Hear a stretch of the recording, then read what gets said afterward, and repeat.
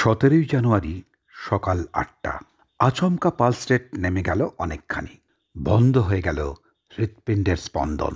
চিকিৎসকরা প্রাণপণে শেষবারের মতো হার্ট ম্যাসাজ শুরু করলেন, কিন্তু সমস্ত চেষ্টাকে ব্যর্থ করে দিয়ে 2014-র 17ই জানুয়ারি গুণমুগ্ধ ভক্তদের নিঃস্ব করে দিয়ে 83 বছর বয়সে বিদায় নিলেন বাংলা ছবির ম্যাটিনি আইডল সুচিত্রা সেন। প্রিয় বন্ধু, আমি তোমার সুতপন, আর আমার পডকাস্টে তুমি শুনছো কথায় কথায়। আজ শুধুমাত্র তোমাকেই শোনাবো সুচিত্রা সেনের জীবনের শেষ কটা দিন। সেই চরম দিনের লড়াইয়ের কথাটা মন দিয়ে অনুভব করবার জন্য অবশ্যই চ্যানেলটাকে সাবস্ক্রাইব করে বেল আইকনটা প্রেস করে অল করে দিয়ে অবশ্যই তুমি আমার সঙ্গে থাকবে। এই লেখাটা বিশিষ্ট সাংবাদিক সুমন গুপ্তের লেখা বই কিংবদন্তি মহানায়িকার আশ্চর্য জীবন কথা সুচিত্রা সেন বইটা থেকে নেওয়া। বইটা অবশ্যই পড়বে, তবে আমি লেখাটাকে একটু নিজের বলার মতো করে সংক্ষিপ্ত করে নিয়েছি। সর্দি কাশি থেকে হাঁপানিতে কাহিল হয়ে ফুসফুসের সংক্রমণের জন্যই বারবারই হসপিটালের নার্সিংহোমে ভর্তি হলেন শ্রীমতী সেন। প্রত্যেকবারই মৃত্যুর সঙ্গে লড়াই করে সুস্থ হয়ে বাড়ি ফিরে এসেছেন, কিন্তু এবার আর ফিরতে পারলেন না। বিপদটা শুরু হয়েছিল 2013 সালের 18ই ডিসেম্বর। ঠিক 7 দিন পরেই বড়দিন। মহানায়িকা মনের মতো করেই পালন করতেন বড়দিন। ভালোবাসতেন কেক খেতে এবং খাওয়াতে। দুপুর তখন 11:45। ডাক্তার সুব্রত মৈত্রের টিমে আরও কয়েকজন স্পেশালিস্ট ডাক্তার ছিলেন। তাদের অন্যতম ডাক্তার সমরজিৎ নস্কর হঠাৎ ফোন করলেন, শ্রীমতী সুচিত্রা সেনের শরীরটা একটু খারাপ হয়েছে, আবারও ঠান্ডা লেগেছে। এই বলে শ্রীমতী সেনের ব্যক্তিগত নার্সকে ফোন করে ডাক্তার মৈত্রকে একবার আসতে অনুরোধ করলেন। সঙ্গে সঙ্গেই ডক্টর নস্করকে মহানায়িকার বাড়িতে পাঠালেন ডক্টর মৈত্র। ডক্টর মৈত্র সুচিত্রা সেনকে দেখতে এলেন বিকেলের দিকে। ডাক্তারকে দেখেই মহানায়িকার মুখে সেই আশ্চর্য মৃদু হাসি। ডাক্তারের চোখে সেটা ধরা পড়ে গেল পর্দা থেকে একেবারে নিজের চোখের সামনে। নিজেই বললেন, মাস কয়েক তো হয়ে গেল, এবার অপারেশন করাতেই হবে, কারণ বই পড়তে বিশেষ অসুবিধা হচ্ছে। গায়ে সামান্য জ্বর ছিল, বুকে কফ বসে গিয়েছিল, কষ্ট হচ্ছিল কথা বলতে। অন্যদিকে সুগার আর থাইরয়েডের ওষুধও চলছিল। এরই সঙ্গে আরও 2 রকমের ওষুধ দিলেন ডক্টর মৈত্র। পরদিন অর্থাৎ 19শে ডিসেম্বর সুচিত্রা সেন নিজেই ফোন করলেন ডক্টর মোহিতকে। হাঁপাচ্ছিলেন, নিঃশ্বাস নিতে কষ্ট হচ্ছিল, যার একটুও কমেনি, তার সঙ্গে সর্দিটাও বেশ ভালোই রয়েছে।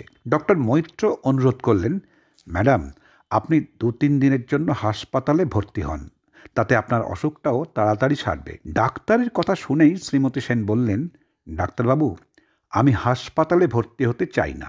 আপনি তো জানেন হাসপাতালে যেতে আমার মোটেই ভালো লাগে না। যা চিকিৎসা করবার আপনি বাড়িতেই করুন।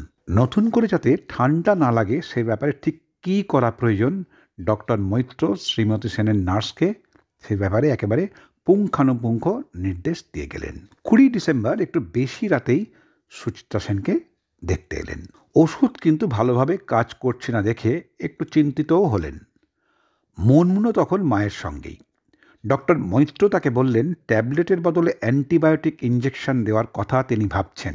এই নিয়ে মনমুনকে যথেষ্ট উদ্বিগ্ন দেখাচ্ছিল।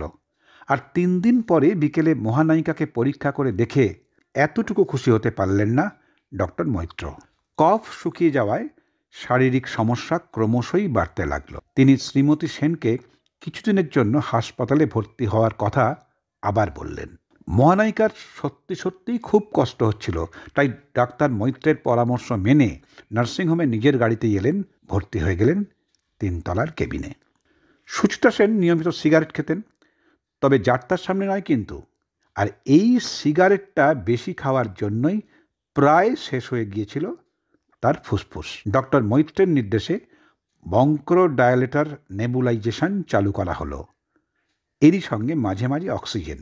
মুড ভালো থাকলে রসিকতায় শ্রীমতী সেনের জুরি মেলা ভার। এই রকম অবস্থাতেও স্মিত হাসি হেসে তিনি বলছিলেন, ডক্টর মৈত্র, একদম চিন্তা করবেন না, দেখবেন 2 দিনের মধ্যেই আপনার সঙ্গে বসে কফি খাবো। নার্সিংহোমে থাকাকালীনই মহানায়িকার চোখের ছানি অপারেশন করিয়ে নেওয়ার সিদ্ধান্ত নেওয়া হলো। যদিও এই অবস্থায় একবার সুস্থ হয়ে বাড়ি গেলে তাকে আবার অপারেশনের জন্য ভর্তি করা যাবে কিনা তা নিয়ে যথেষ্ট সন্দিহান ছিলেন চিকিৎসকেরা। ইতিমধ্যে বাড়িতে পড়ে গিয়ে থুতনিতে মারাত্মক চোট পেয়েছিলেন মহানায়িকা, আর সেই সময়ে বাড়িতেই লোকাল অ্যানেস্থেসিয়া দিয়ে সেলাই করা হয়েছিল। 25শে ডিসেম্বর মোটামুটি ভালোই ছিলেন। রক্তচাপ স্বাভাবিক, রক্তে অক্সিজেনের পরিমাণ 88%। এমনকি নার্সকে মজা করে মহানায়িকা জিজ্ঞাসা করলেন, বড়দিন উপলক্ষে হাসপাতালে কেক খাওয়ানো হয় না? 30শে ডিসেম্বর শ্রীমতী সেনের ছানি অপারেশনের কথা ছিল, কিন্তু 29শে ডিসেম্বর সন্ধ্যা থেকেই হঠাৎ তার শ্বাসকষ্ট শুরু হলো। আইটিইউতে স্থানান্তরিত করা হলো। ডক্টরের জরুরি নির্দেশে অক্সিজেন এবং স্যালাইন দুটোই একসঙ্গে চালু করে দেওয়া হলো। স্বভাবতই একটু টেনশন করছিলেন। ডাক্তারকে জিজ্ঞাসা করলেন, সবকিছু ঠিকঠাক থাকবে তো? টানা অক্সিজেন আর স্যালাইন চালানোর জন্য শ্রীমতী সেনের শরীরটা তখন কিন্তু মারাত্মক দুর্বল, আর এই অবস্থায় তার ছানি অপারেশনের প্রশ্নই ওঠে না। বছরের শেষ দিনটাতে ম্যাডামের শরীরটা মোটেও ভালো নয়। এদিকে অ্যান্টিবায়োটিকের কোর্স শেষ হওয়ার মুখে তবুও শারীরিক অবস্থার উন্নতি হচ্ছে না কেন, এই প্রশ্নটাই বারবার ঘুরে ফিরে আসছিল ডাক্তারদের মধ্যে। তাই বছর শেষের পার্টি বাতিল করে মেডিকেল বোর্ডের সবাই উপস্থিত ছিলেন মাঝরাতের পরেও। 2014 পয়লা জানুয়ারি, চারিদিকে হ্যাপি নিউ ইয়ারের মাতামাতি। এদিন সকালে তুলনামূলকভাবে সুচিত্রা সেন একটু ভালো। আইটিইউবের নার্সকে জিজ্ঞাসা করলেন, সিস্টার, আজ কল্পতরু উৎসব না? রাতে রামকৃষ্ণ মিশন থেকে মহানায়িকার জন্য প্রসাদ এলো। হাত ছুঁয়ে ভক্তি ভরে কপালে ঠেকালেন তিনি। সারাটা দিন আধ্যাত্মিক বইপত্র পড়ে কাটালেন। 3রা জানুয়ারি রিপোর্ট, সুচিত্রা সেনের শারীরিক অবস্থা ক্রমশই ওঠানামা করছে। রক্তে অক্সিজেন কখনো 88, আবার কিছুক্ষণের মধ্যেই 78।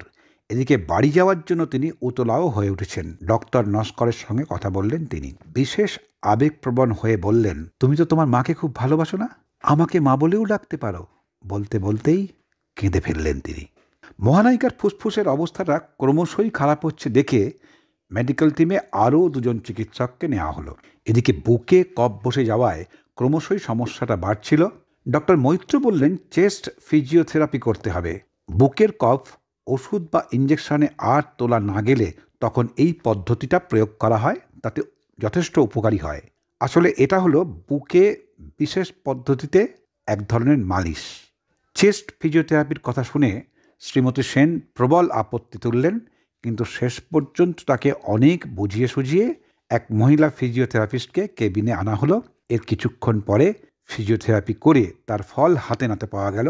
কফ উঠল অনেকটা পরিমাণেই।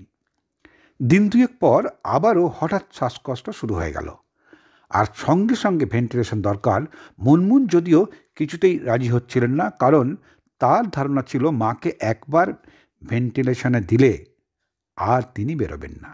অনেক টানাপোড়েনের পর তুমুল আলোচনা করে ঠিক করা হলো নন ইনসেফ ভেন্টিলেশন বা বাইক প্যাক চলবে। ভেন্টিলেশনে মুখের ভেতর দিয়ে নল ঢোকানো হয়, কিন্তু বাইপ্যাকে মুখে একটা মাস্ক পরিয়ে অক্সিজেন খুব জোরে জোরে ফুসফুসে প্রবেশ করানো হয়। 10ই জানুয়ারি সুচিত্রা সেনের আচ্ছন্নতা এত করেও কিন্তু এতটুকুও কমেনি, তাই তাকে ওষুধ দিয়ে ঘুম পাড়িয়ে রাখবার চেষ্টা করা হলো। এদিকে খবরের কাগজ আর বৈদ্যুতিন মাধ্যমে সাংবাদিক এবং ফটোগ্রাফাররা প্রায় ঘিরে ধরল নার্সিংহোমকে। মহানায়িকা কেমন আছেন সেটা জানবার জন্য শুধু তারা নয়, সমস্ত লোক একেবারে পাগলের মতো হয়ে উঠেছে। অত বড় নার্সিংহোম কাম হসপিটাল, কিন্তু তাদের কাছেও ব্যাপারটা বেশ ভয়ঙ্কর হয়ে উঠছিল। 11 তারিখ থেকেই মহানায়িকার শারীরিক অবস্থা নতুন করে খারাপের দিকে চলে যেতে শুরু করলো। ব্যাপারটা দাঁড়ালো জমে মানুষে টানাটানি। সন্ধ্যায় এন টিউব পরানোর সময় তার গলা থেকে একটু রক্তও বেরিয়ে গেল। প্রচণ্ড যন্ত্রণা হচ্ছিল। একে বয়সের ভার, তার উপরে আবার এই অবস্থায় না খেয়ে দিয়ে এই কাইল অবস্থা নিয়ে জুঝতে গেলে তো খেতে হবেই। তাই নিউট্রিশনাল সাপ্লিমেন্টের পরিমাণটা বাড়িয়ে দেওয়া হলো, পরানো হলো রাইলস টিউব। এদিকে মায়ের শারীরিক অবস্থার খবর কিভাবে বিভিন্ন কাগজে বেরোচ্ছে তা নিয়ে মুনমুন সেন আর ক্ষোভ ধরে রাখতে পারলেন না। এই ব্যাপারে তিনি সরাসরি দোষারোপ করলেন সুচিত্রা সেনের মেডিকেল টিমকে। এমনকি মুনমুন মেডিকেল টিমের চিকিৎসকদের উদ্দেশ্যে এই কথাও বললেন, আপনারা শপথ নিয়ে এই পেশায় এসেছেন, কথা ভুলে যাবেন না। আমার মা নিজের ব্যাপারে এত বছর ধরে যে গোপনীয়তা রক্ষা করে এসেছেন তা বজায় রাখার দায়িত্ব কিন্তু আপনাদেরও। আর আমি চাই না উনি কি বলছেন, কি খাচ্ছেন, এসব কাগজে বা কোনোরকমভাবে মিডিয়ায় বেরোক। 16ই জানুয়ারি মহানায়িকা কোনো ওষুধ খেতে চাইছেন না, বারবার শুধু বাড়ি যেতে চাইছিলেন। এবং বললেন বাড়ি গিয়েই তিনি ওষুধ খাবেন। এমনিতেই বড় অভিমানী, এমনকি ব্যক্তিগত নার্সকেও তিনি কাছে ঘেঁষতে দিচ্ছিলেন না। মাঝে মধ্যেই অস্থির হয়ে উঠছেন। ডাক্তাররা জোর করেই বাইক প্যাক দেওয়ার সিদ্ধান্ত নিলেন রাতে। নন ইনভেসিভ ভেন্টিলেশন হার্টের ওপরে কিন্তু অত্যন্ত চাপ ফেলে, আর সুচিত্রা সেন তার এই শারীরিক অবস্থায় এই চাপ নিতে পারবেন কিনা সে নিয়ে চিকিৎসকরা মারাত্মকভাবে চিন্তার মধ্যেই পড়েছিলেন। টোটাল ভেন্টিলেশনের ব্যাপারে শ্রীমতী সেন আর মুনমুন দুজনকেই রাজি করানোর চেষ্টা হলো, কিন্তু মা আর মেয়ে এত চেষ্টার পরেও কেউই রাজি হলেন না। 17 জানুয়ারি ডক্টর সুব্রত মৈত্র বলছিলেন, খুব টেনশন হচ্ছিল, ম্যাডাম কেমন আছেন? ডাক্তার নস্করকে বলে এসেছিলাম, চিন্তার ব্যাপার তো আছেই। সকাল 7টায় হাসপাতাল থেকে ফোন। অবস্থা যে খুব খারাপ, কি ঘটতে চলেছে তা আমার আর বুঝতে বাকি ছিল না। সঙ্গে সঙ্গেই নার্সিংহোমে দৌড়ালাম। পালস রেট ক্রমেই কমছিল। 8টার কাছাকাছি সময়ে ম্যাসিভ হার্ট অ্যাটাক হয়ে গেল। বুঝতে পারলাম আর কিচ্ছু করার নেই। গত 2 দিন ধরে তিনি শুধু বলে যাচ্ছিলেন, আমাকে ছেড়ে দাও, ছেড়ে দাও, আমাকে ছেড়ে দাও, তোমরা আমাকে শান্তিতে মরতে দাও। কিন্তু ডাক্তার হিসেবে তো আর ছাড়তে পারা যায় না। ডাক্তারদের সব চেষ্টা ব্যর্থ করে 17 জানুয়ারি শুক্রবার সকাল 8:25 চিরকালের জন্য চলে গেলেন মহানায়িকা সুচিত্রা সেন। কোটি কোটি ভক্ত হারালেন তাদের নয়নের মণিকে। শেষ যাত্রায় তাকে পরানো হয়েছিল বেলুড় মঠ রামকৃষ্ণ মিশন থেকে দেওয়া সাদা বেনারসি, আর তার উপরে সোনালি গরদের চাদর, মাথায় ঘোমটা। সাধারণ শাড়ির গৃহবধূকে শেষ যাত্রায় যেভাবে নিয়ে যাওয়া হয়, অনেকটা যেন সেই রকমই। কফিনের ভেতরে রাখা হলো তার মরদেহ। মনে পড়ে যাচ্ছিল একসময় মহানায়িকারই মুখের সেই অমোঘ উক্তি, সেদিন সবাই আমাকে দেখতে পাবে, যেদিন আমি কাউকে দেখতে পাবো না। শ্মশানে কফিনের ঢাকনা খুলতেই দেখা গেল সেই মুখ। প্রায় 4 দশক জুড়ে যা ছিল সকলের চোখের আড়ালে, সাদা শাড়ির ঘোমটার আড়ালে, কপাল থেকে চিবুক পর্যন্ত মুখের সামান্য অংশই শুধু কয়েক মুহূর্তের জন্য হয়তোবা কারোর কারোর চোখে পড়েছিল। কষ্টের কোনো চিহ্ন নেই তাতে। প্রশান্ত মুখ, সেই অবস্থাতেও গোটা মুখটায় ছড়িয়ে আছে প্রশান্ত হাসি। এত বছর ধরে যে মুখ লক্ষ লক্ষ মানুষের মনে মননে, ভালোবাসায়, সুখে দুঃখে, কান্নায়, প্রেমে অপ্রেমে জড়িয়েছিল, চন্দন কাঠের লেলিহান শিখায় ধীরে ধীরে পঞ্চভূতে মিলিয়ে গেল, সেই মুখের একমাত্র অধিকারী সুচিত্রা সেনের নশ্বর দেহ। বুকের ভেতরটা দুমড়ে মুচড়ে দিয়ে বাংলা সিনেমার চিরকালীন রোমান্টিকতার যবনিকা পতন হয়ে গেল। কেমন লাগলো বন্ধু অবশ্যই জানাবে। লাইক, শেয়ার, কমেন্ট করে অবশ্যই সবার আগে চ্যানেলটাকে সাবস্ক্রাইব করে বেল আইকনটা প্রেস করে দিতে কখনো ভুলবে না। সবার আগে তুমি ভালো থেকো বন্ধু। টাটা।